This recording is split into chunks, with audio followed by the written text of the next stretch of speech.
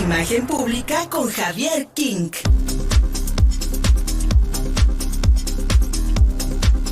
Mi querido Javier King, este INE no se toca. Era lo que cantaban ahí este domingo, la muy famosa cantante Rocío Banquels, que no sabía yo que era diputada federal, fíjate. Pero al final, mi querido amigo, lo que vimos el domingo, sin duda alguna, nos dejará muchas reflexiones para la posteridad, porque sí, efectivamente salió un sector de la población que regularmente no protesta, que regularmente, o por lo menos no protesta en la calle, en la vía pública, que regularmente no recibe beneficios o dádivas de los partidos o de los gobiernos, que está fuera de programas sociales, prácticamente que no le debe nada a los partidos. Pero, mi querido amigo, pues se les hizo ver como clasistas, racistas, y en mucho, yo creo, desde mi punto de vista, tú nos dirás, tendrás mejores reflexiones, que se minimiza y sobre todo se desalienta la participación ciudadana en actos que son de verdadera democracia. Cuando uno sale y protesta, está uno haciendo patria, matria. Mi querido Javier King, buenos días. Buenos días, Fer. Pues como dices, es todo un tema esto de la participación ciudadana y pues el INE es el instituto que nos acerca precisamente a ello, ¿no? Eh, pues sí, por una parte se trata de desalentar la participación, pero yo creo que por otro lado se trata más bien de estigmatizarla, ¿no? Eh, el discurso de la Cuarta Transformación desde su inicio en 2018 pues ha sido el de sectarizar, ¿no? Y segmentizar aquellos grupos que son opositores, ¿no? De señalarlos y de tenerlos muy bien definidos en el ojo público y de incitar a la ciudadanía a sumarse a uno de ellos o a sumarse al régimen hegemónico, pero creo que lo que ha pasado desde que empezó la pandemia es exactamente lo contrario. Eh, Como decía Paula Migoya al principio del programa, ¿no? Más bien unir a diferentes grupos de la población que en realidad antes de 2018 no pensábamos que podían tener un fin común o tener una meta en común. Y hoy como ciudadanía, ante estos meses de mucha inestabilidad que hemos presenciado, pues nos vemos en la necesidad de sobrepasar nuestras diferencias ideológicas o nuestras diferencias pues de clase o nuestras diferencias raciales para poder eh, sumarnos a la defensa de lo que es el Instituto Nacional Electoral, que desde hace pues más de 30 años ha defendido lo que podríamos definir como un atisbo de democracia, porque en realidad, pues la democracia en todo el mundo, así como el socialismo, así como el capitalismo, así como cualquier otra ideología, pues es teórica, ¿no? La democracia en realidad, pues existe de manera muy, pues muy, no sé cómo podríamos definirlo, no Práctica. fantasiosa, pero Ajá. sí de manera muy teórica, o sea, de Sí, sí. manera en papel, Ujú. porque realmente en todos los países que se definen democráticos, el hecho de que cada ciudadano o cada persona tenga una voz y un voto es una cosa bastante complicada, no solamente por el darle cabida a todos, sino precisamente por el poder de convocatoria que se requiere llevar a cada ciudadano mayor de edad a una casilla a decidir por tal o cual persona o tal o cual asunto, porque es muy costoso, porque es muy complicada esa logística, porque además es muy complicado que las personas puedan decidir entre opción A y B, más si se tiene opción C, D, E, etcétera. Entonces, pues es realmente de valorarse, ¿no? Lo que ha hecho el IFE hasta 2014 y después el INE para organizar a los mexicanos bajo esa sombrilla de lo que podríamos definir como democracia moderna o posmoderna.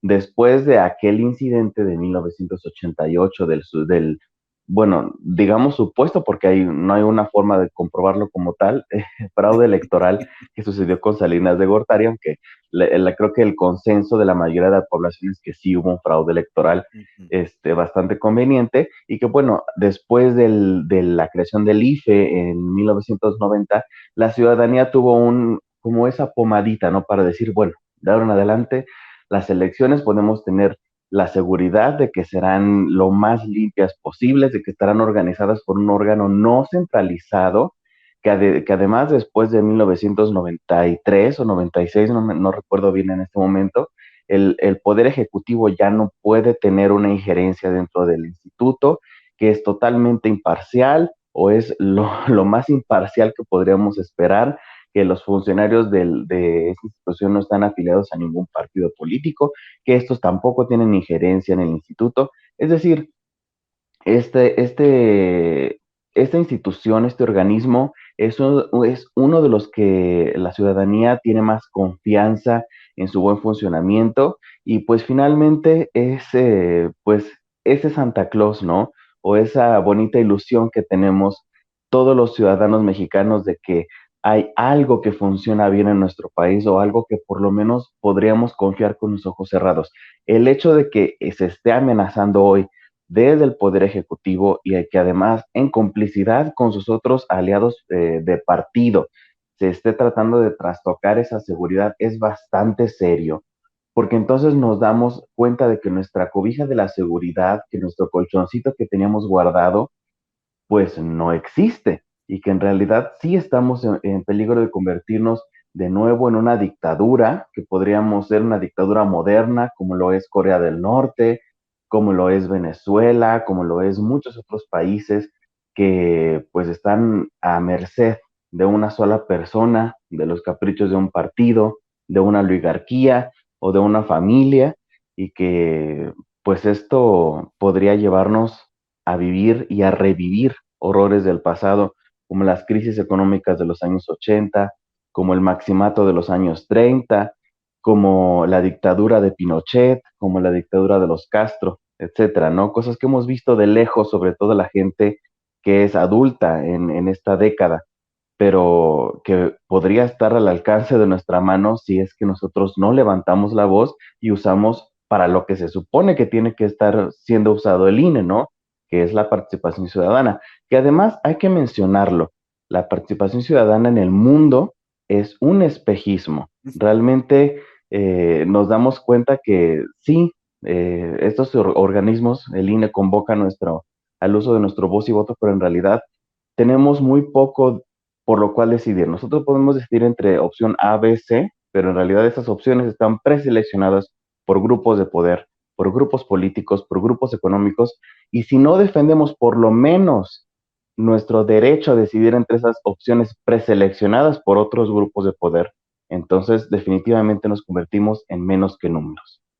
Mi querido Javier, quien como siempre, excelente tu análisis, porque tienes razón. Yo creo que tiene que ser a partir de la protesta pública, de la manifestación libre de las ideas, de una participación constante, permanente, que no solamente se limita a la coyuntura, sino que ejerza su derecho de manera valiente de salir a votar cada que hay elecciones y que no estemos con ese 30% y un 70% de gente que no De fue a ausencia. votar, ¿no? Ujú. Es decir, si no participamos y si no hacemos esto, que convoque quien convoque, la idea que sea, vaya, sin importar tu postura política, si no hay una verdadera movilización ciudadana y permanente, esto va a seguir ocurriendo, que los partidos a través de las cúpulas y todos los partidos, porque si de algo se puede quejar, por ejemplo, la base de Morena, la base de militantes de Morena, es como las cúpulas las tienen ocupadas ahora eh, quienes han gobernado este país durante varias décadas, entre ellos varios priistas. Es decir, sigue ese fenómeno de cómo ellos se reparten las candidaturas y se reparten las decisiones, porque la ciudadanía está dormida, mi querido Javi. Así es, esperemos que esto lo resucite, pero en realidad México y Latinoamérica ha sido pues testigo de que la participación ciudadana es en realidad muy poca, ¿no? ¿Por qué? Porque se desalienta Exacto. desde los poderes, desde los centros de poder, no nada más políticos, económicos, de entretenimiento, etcétera. Se desalienta la participación porque siempre se dice, bueno, tú no te preocupes, hay alguien que está decidiendo por ti y lo está haciendo muy bien. Realmente es momento, no solamente en México, sino en el mundo, de darnos cuenta de cuál es nuestro poder de acción como individuo y de que no hace, bueno, no basta nada más con subirnos en un banco de moralidad y decir, yo estoy con el bueno o yo estoy con la buena, sino de tomar acción sobre ello, no solamente en las elecciones, sino en el poder, en el hecho de decir basta a la polarización, basta a segmentarnos como población, a llamarnos que si no soy blanco, soy negro, entonces, ¿no? Este mundo está construido en las zonas grises. Realmente nadie puede llamarse 100% blanco, 100% negro en ninguna ideología.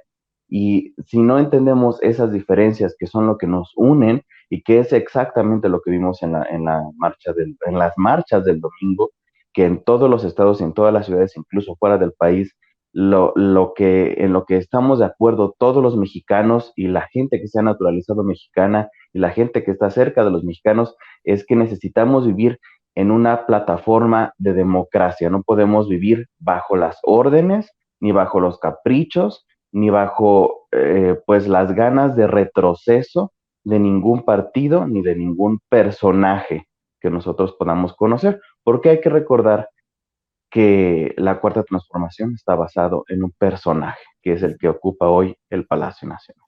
Es un personaje, efectivamente es un personaje de la caricaturesca mexicana, querido amigo, es el reflejo de todo el presidencialismo excluyente, machista, avaro, irresponsable, que lamentablemente dominó la escena política mexicana en el siglo pasado. Eso es lo que estamos viendo, un retroceso con nuestra propia historia. Y bien decías, mi querido Javier, que la democracia en Occidente, en esta parte del occidente del mundo, pues sigue siendo un ideal, ¿no? Y lamentablemente lo que esperaríamos los mexicanos es de que estas desigualdades que no nos permiten tener una democracia plena, porque si no hay democracia económica, querido amigo, difícilmente podremos hablar de democracia política. Y es ahí donde estaríamos viendo avances significativos de un gobierno de izquierda para que esas desigualdades se vayan resarciendo y entonces tengamos un país más equitativo. Si no, se va a seguir comprando el voto, se va a seguir utilizando la necesidad de la gente para que entonces un personaje con, con su camarilla y con sus propios intereses gobierne muy a pesar de las demandas ciudadanas. Mi querido Javier, mucho tendríamos aquí que reflexionar, amigo, pero pues bueno, mientras tanto, ahí está la necesidad de que participemos y de que podamos salir a las calles para que entonces seamos nosotros los que seamos candidatas y candidatos, no los de los partidos, amigo. Si no Así es es. la ciudadanía la que sale, entonces ellos nos van a seguir gobernando. Mi querido Javi, muchas gracias, amigo. ¿Dónde te hallamos? Me pueden encontrar en Facebook y en Twitter como @Javier King y también hacer hincapié Sí, exactamente en esto que decías, ¿no? Que no es nada más acerca de la democracia, de por quién votamos, sino es una democracia económica y es una democracia social. A eso es exactamente a lo que nos referimos cuando decimos dejar de aceptar lo que se nos condiciona o lo que nos divide como sociedad, porque en realidad todos somos mexicanos y todos tenemos no vamos a dejar de tener nuestra diferencia. La democracia no es una igualdad teórica, la democracia es una igualdad de participación. exactamente. Suena cruel, pero nos unen nuestros problemas. Nuestros problemas comunes nos unen y ahí es donde deberíamos estar enfocados. ¿Dónde te llamas, Javi? En Facebook y en Twitter como @Javier King, ahí Y ahí los te espero. buscamos. Contigo Puebla.